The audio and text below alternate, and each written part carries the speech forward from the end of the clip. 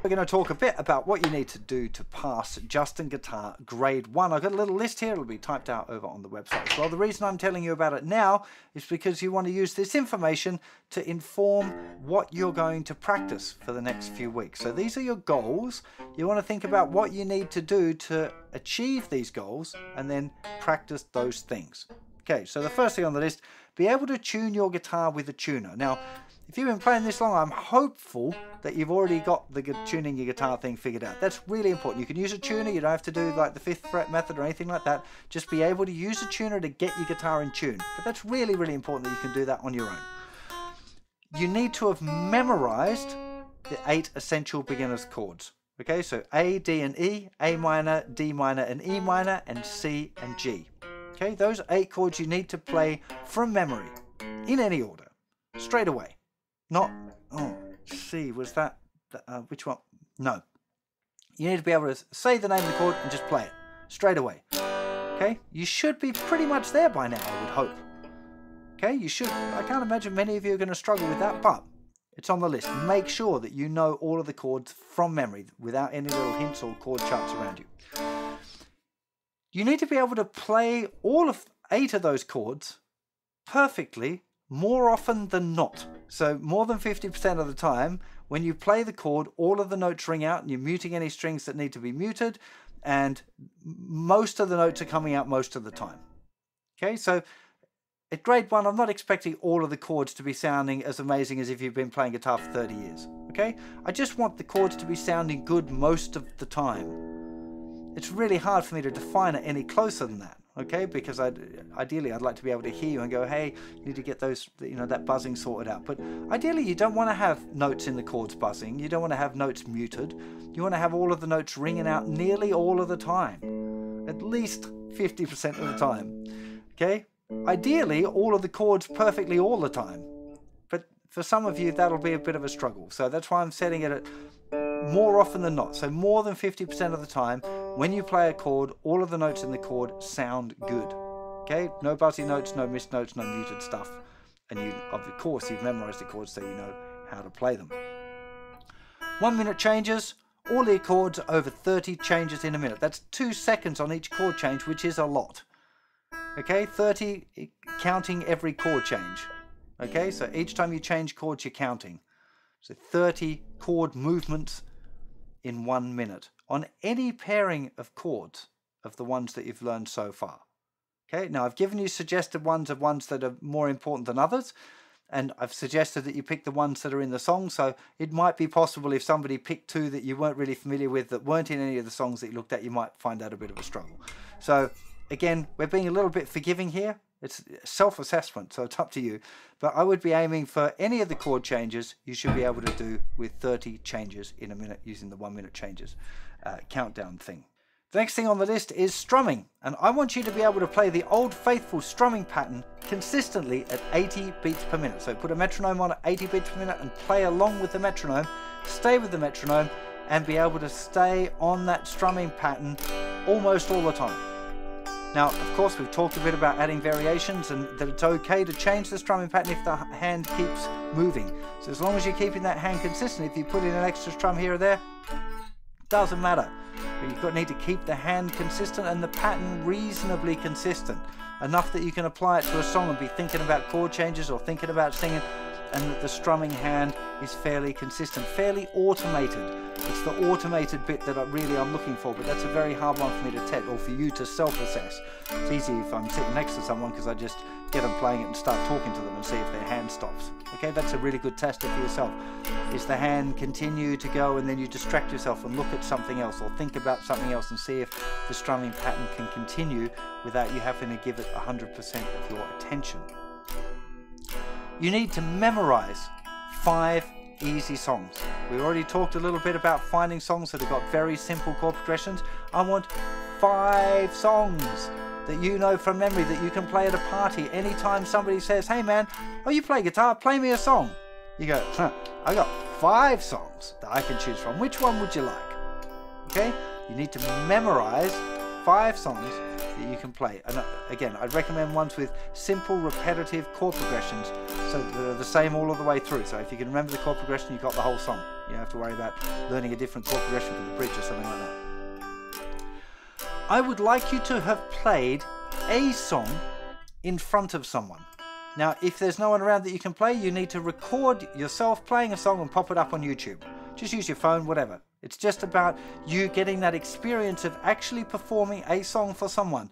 Could be a partner, could be a friend, it could be at a party, it could be at a barbecue, it could be with a phone and putting it up on YouTube and asking someone to watch it. The experience of doing that will teach you a whole lot of stuff. Probably make you feel a little bit nervous. You'll deal with a whole heap of different physical experiences in doing that, and it'll expose any weaknesses, any problems, particularly if you watch it back, if you video yourself. Oh yeah, my strumming was a bit rough there. I fluffed that up pretty badly. I need to work on that. So it might expose some things that you could use that as a little test as you go. Recording yourself is a great way of checking up that all of these things are going pretty well. Okay? I would recommend, you don't have to, but I would recommend that you've done ear training grade 1 and music theory grade 1 as well. Now you don't have to. These are optional extras. Okay? A lot of people don't like doing it. I'll be straight with you. When I used to have ear training as part of the course, a lot of people just skipped over it and didn't do it anyway. So now I've changed it up. I've tried to make it a little bit more focused, a little bit more possible to do later and just go straight through it if you want. So you could leave it out, but I would recommend that you at least go and have a look at ear training. Just again, grade 1 ear training, a grade 1 music theory. Grade 1 music theory, which kind of mostly covered in this course anyway, but there's a few extra bits in there that you can check out in the practical music theory course. Grade 1 and grade 2 are still free, so go and check them out and have a little look. And if you're enjoying the theory progress, you can pay and do the rest of my course there online as well. So that's it. That's all you need to do to pass. Maybe one day I'll have an assessor and have a way of actually testing or getting people to do videos or whatever on YouTube of doing all of those things. But for right now, it's self-assessment. You don't want to be brutal with yourself. You want to be forgiving and kind to yourself, because remembering this is a fun journey. The whole idea of having a kind of test, a list of things that you want to do, is just so you can watch yourself progress. Okay? It's much more about that. It's about the feeling of achievement, going, I've done this, I've finished grade 1, I can play all of these songs, I can do these chords, I know these strumming patterns, yeah! Well done me. That's much more what it's about. So be kind to yourself when you're thinking about, you know, if you sit down to test yourself, be kind about it. Don't be horrible to yourself, but at the same time be realistic and yeah, man, that's not good enough. I need to work on that a bit more before I pass myself on this. Okay? So next up, we're going to talk a bit more about practice and the things that you might want to do that'll help you get through and pass all of those things so you can pass out on grade 1.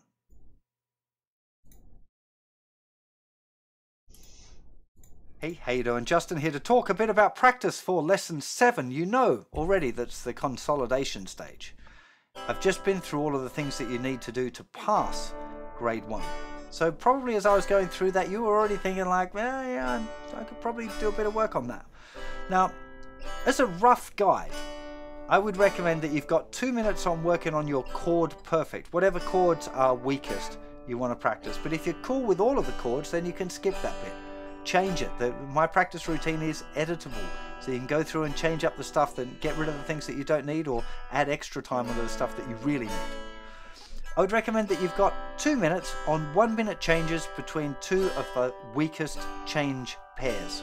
So figure out which chord changes you need to play the songs that you want to play.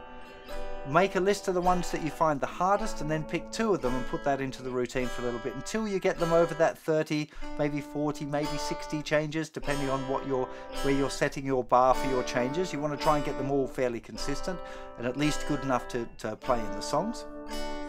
But maybe just 2 1 minute changes sessions. Then I would suggest you do 2 minutes of strumming in 4/4 with a metronome. Just working on making it feel good. Pick a strumming pattern, play it with a metronome, practice playing it along and making it feel as good and relaxed and as consistent as you can. Maybe adding some fills here and there. Just making sure you keep the hand moving all the time. That's the key thing. If the pattern varies a little bit, that's okay. If you add a couple of strums or you take one away, whatever, as long as you keep your hand moving and you stay in time, you're going fine.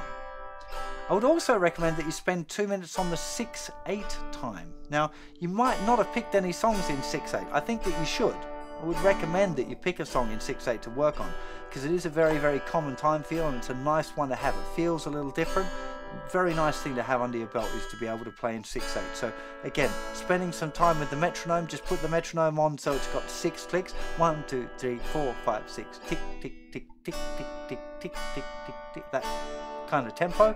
And then practice playing along. Try and, again, it's the same as the 4/4 thing where it wants to feel relaxed. Just because it's a different time series, it doesn't mean that you're allowed to be all tense with it again. It has to be feeling good, feeling nice and relaxed when you do it. Now, if you really didn't get on with 6/8, you're like, don't like any songs in 6/8, rather spend my time working on my other strumming, then do extra practice on the 4/4 strumming, on strumming patterns that you're using in the songs that you're playing. Should all be targeted toward the songs that you're working on. And I think that's a really strong reasoning behind anything in your practice routine. Should be it relates to the songs that you want to play. I would recommend that you spend a couple of minutes on having fun with the riffs that we've checked out so far in the course. Any of the riffs that we've done so far, just for fun. You don't even need to play any riffs to pass out. It's just for fun. And there's lots of stuff, as I mentioned a few times, there's lots of things that you'll learn in the process of practicing those riffs that you will find very beneficial. The picking out the notes individually, that kind of thing, which we're going to do a little bit more of in grade 2. Okay, so just find some riffs, have some fun, and just enjoy that. And then you want to be spending 10 minutes working on your songs.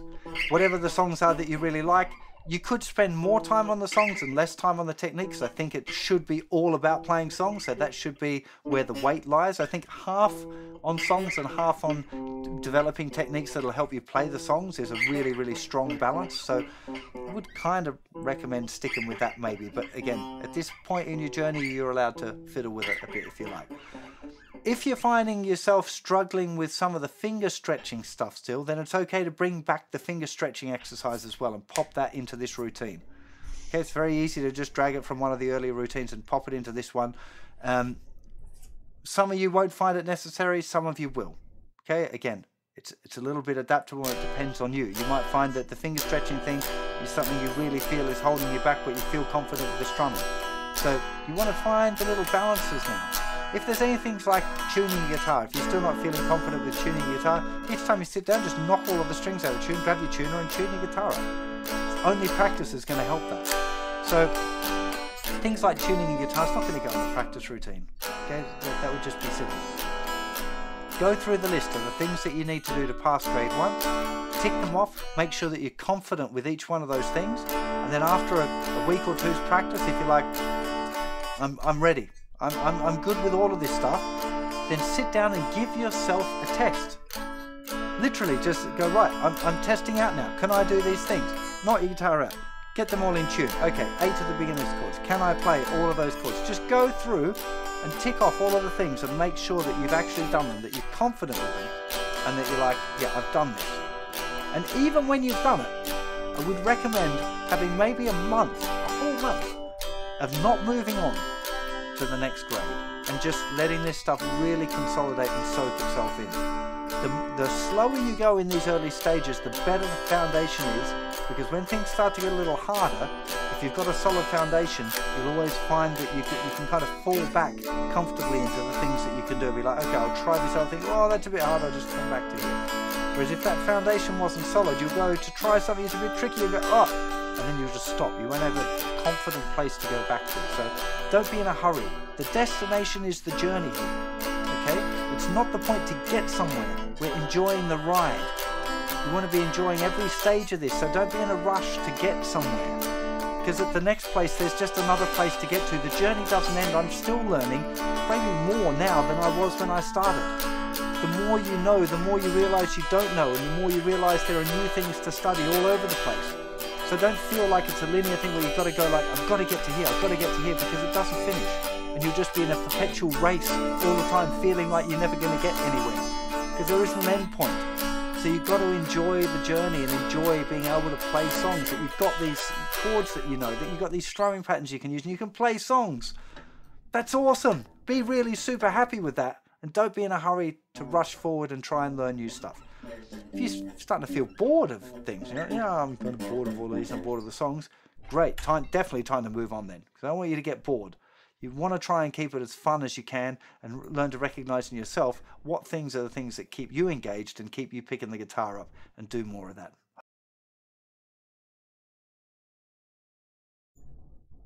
Hey, how you doing? Nitsuj here, just injecting into lesson 7 for you with just a little something that you might find helpful.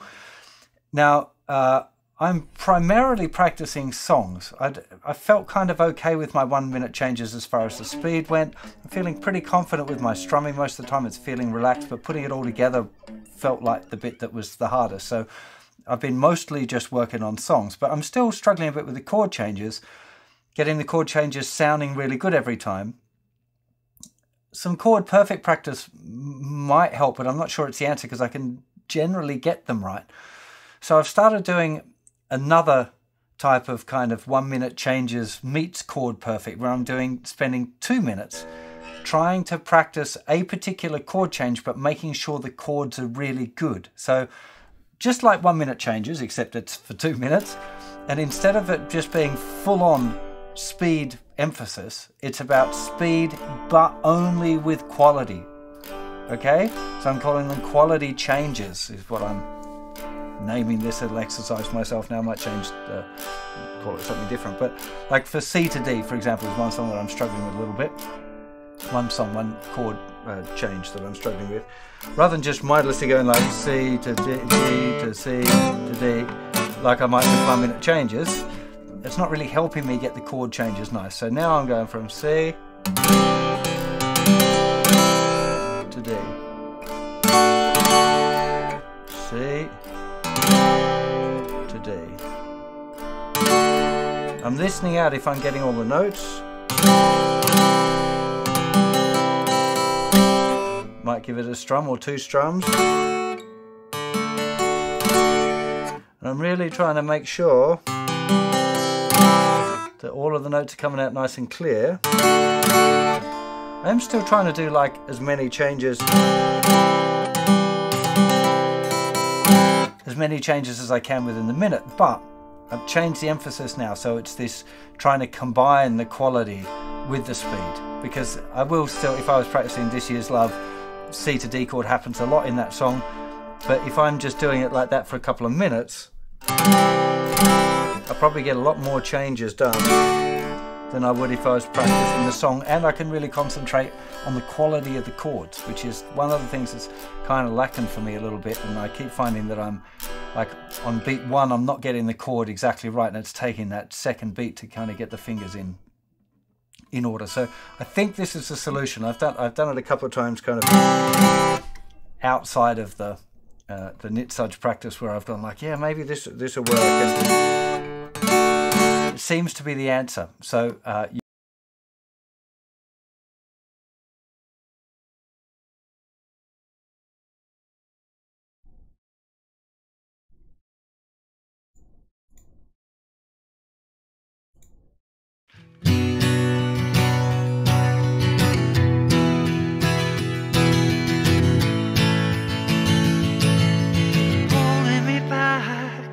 gravity's holding me back. I want you to hold out the palm of your hand. Why don't we leave it at that? Nothing to say when everything gets in the way. Seems you cannot be replaced, and I'm the one who will stay. Oh, in this world, it's just us. Not the same as it was. In this world, it's just us. You know it's not the same as it was, Hey, how you doing? Justin here. Today we are checking out As It Was by Harry Styles. Really great beginner song. Capo at the 2nd fret, you just need C chord, A minor, D and G. I'll take you through the little riff thing there as well, so it's quite a nice fun one to play. Let's get to a close-up. So the chords we need are C, A minor, all we need to move there is that 3rd finger to get that change, then to a D,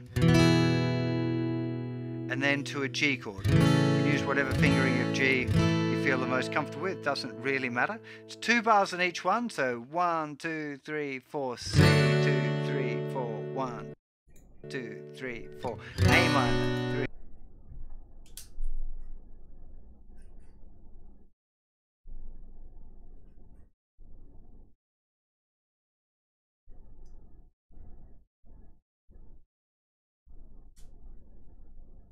Three, 4, 1, 2, 3, 4 to D, 3, 4, 1, 2, 3, 4 to G, 2, 3, 4, 1, 2, 3, 4. So if you're struggling with your chord changes, you might want to try the approach of just doing that single strums along with the original recording there. Just be aware that the very first time you need to start on the A minor because the riff is played where the C would be. So you have that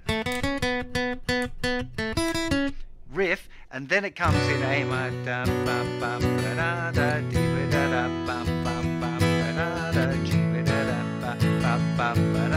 The verse starts on C. That's where the lyrics come in. Okay, now one thing that is important when you learn a song like this, especially if you're playing it on your own, is developing different sections, playing a different kind of rhythm between the choruses and the verses. Otherwise it can get very, very samey. So strumming just once on beat 1 of every 2 bars works real good. So just holding me back, gravity's holding me back, I want you to hold the palm of your hand, why don't we leave it at that? I can change octaves whenever I like. Nothing to say when everything gets in the way. Seems you cannot be replaced, and I'm the one who will stay. Oh, in this world. As soon as you get into that chorus, it can make sense to strum it a little different. A strumming that works really well for this sort of song is playing even 8th notes. So down, up, down, up, down, up, down, up, down, up, down, up, down, up, down, up. 1 and 2 and 3 and 4 and 1 and 2 and 3 and 4 and. You don't have to play it too hard. I'd be trying to play it a little bit gently and maybe add an accent on 2 and 4 if you're, getting there with your strumming. 1, 2, 3, 4, 1, 2, 3, 4, 1, 2, 3, 4, 1, 2, 3, 4. Just gives it another kind of level of lift there. Another thing that you can try is just playing the bass notes for the verses. So keep on doing the 8th notes. So in this case, you'd just be playing there the C to the A, the open 5th string. Now you can either move to the D string, the open D string, though I prefer to play it like 5 frets above the capo. So this in reality would be the 7th fret, but 5 frets above the capo. That would be the D, same note as that open string. It just sounds a little different playing it a bit further up the neck. And then to the G. So for the second verse, you might want to try that. So answer the phone, Harry, you're no good at home alone. Why are you sitting on the floor? What kind of pills are you on? Oh, in this world. So you can really hear again, doing that continuous 8th note strumming there for the choruses really lifts it up, and then you want to really chill it out for the verses, either just doing the single strum every 2 bars on beat 1 or doing continuous 8th notes but just playing the bass. Working on especially songs like this where it's the same chord progression all of the way through. If you do the same strumming all the way through, it just gets boring for whoever.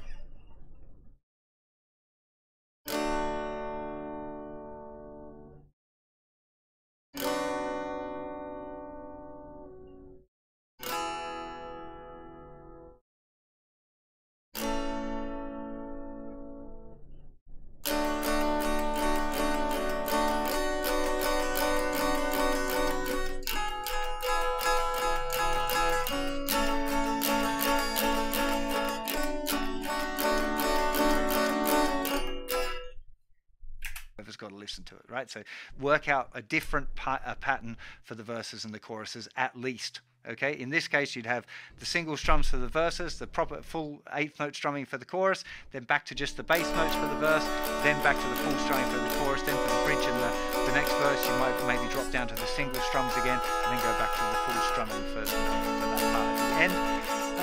With that much information, you should be able to have a go at playing the song. Playing along with the original recording, always a good thing to do. I'm just going to show you now the little riffs as well, because they're quite fun to play.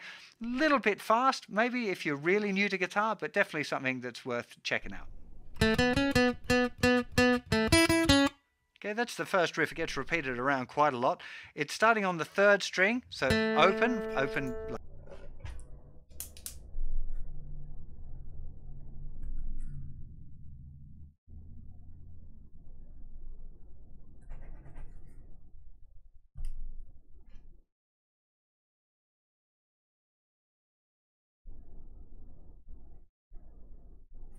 Like relative to the capo I'm talking about here.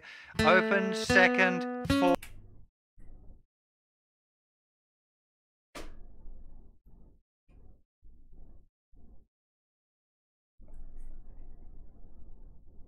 Fourth, 2nd. Relative to the capo I'm talking about here. Open, 2nd, 4th. 2nd. And then you've got a series of what will probably be up picks or off beats. 1 and 2 and 3 and 4 and 1 and 2 and then that's the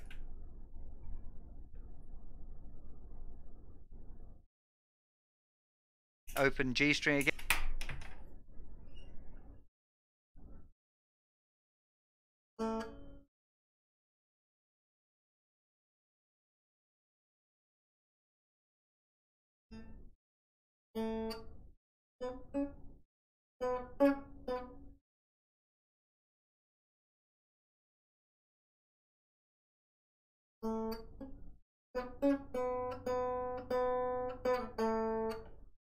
Again. Then 3rd fret on the 2nd string.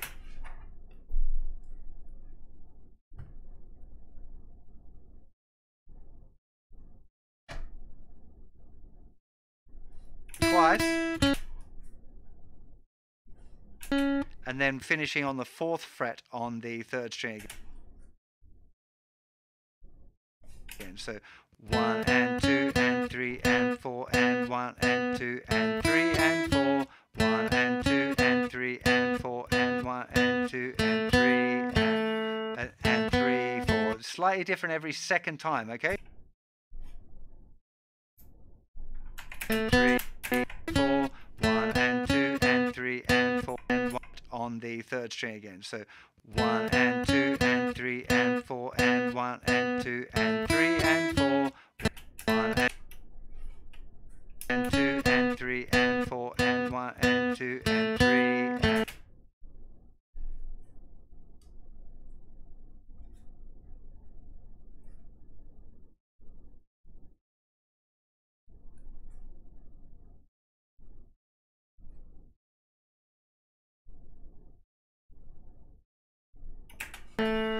and 3, 4. Slightly different every second time, okay? So 1 and 2 and 3 and 4 and 1 and 2 and 3 and 4. 1 and 2 and 3 and 4 and 1 and 2 and 3, 4.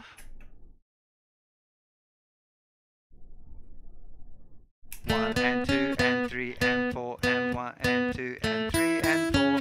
1 and 2 and 3 and 4 and 1 and 2 and 3, 4. So that's kind of that synthy line that happens.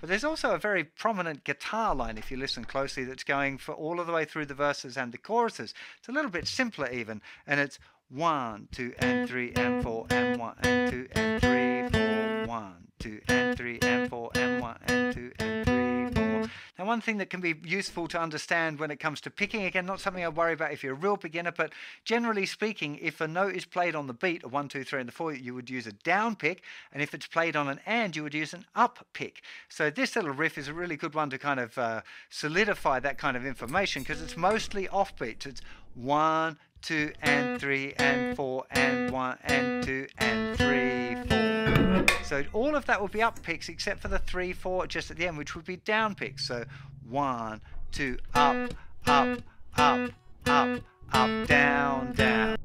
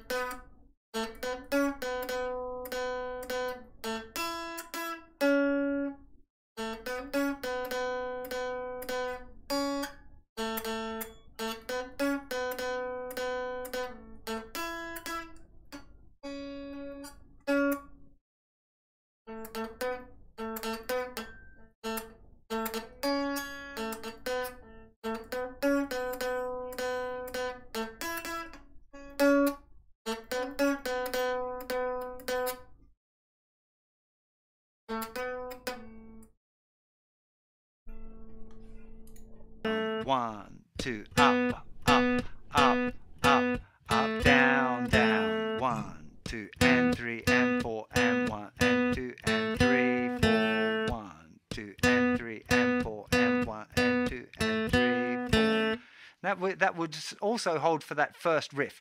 Again, this is the kind of thing that's not quite beginnery, because you're having to think a little bit more about what's called alternate picking. But down, up, down, up, up, up, up, up, down, down, down, up, down, down, up, down, up, up, up, up, up, down, up, down, down, up, down, up, up, up, up, up, down, up, down. Okay, so holding this fact that whenever you've got something on the beat, it takes a down pick or down strum, and when you've got an and or an offbeat, it takes an up pick.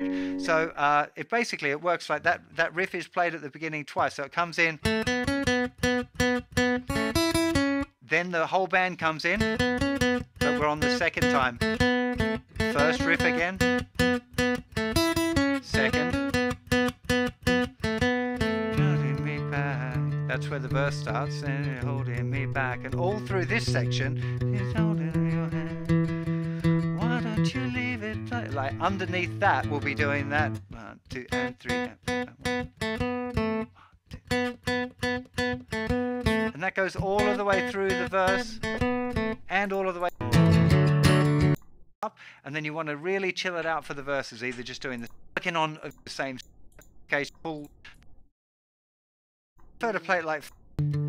Another thing that you can try is just playing the bass notes for the verses. So keep on doing the eighth notes. So in this case, you'd just be playing there the C.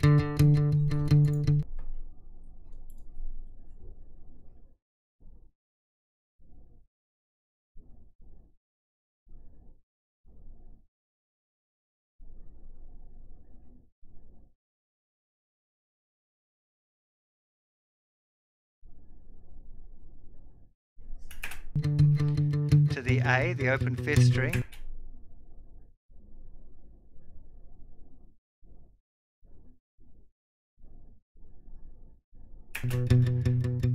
Now you can either move to the D string, the open D string, though I prefer to play it like 5 frets above the capo. So this in reality would be the 7th fret, but 5 frets above the capo.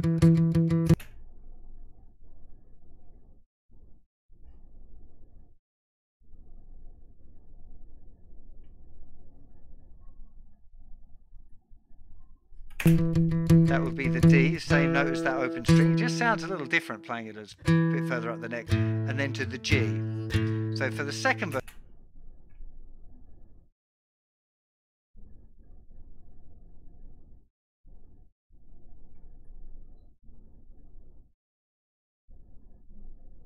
you might want to try that. So your hands to the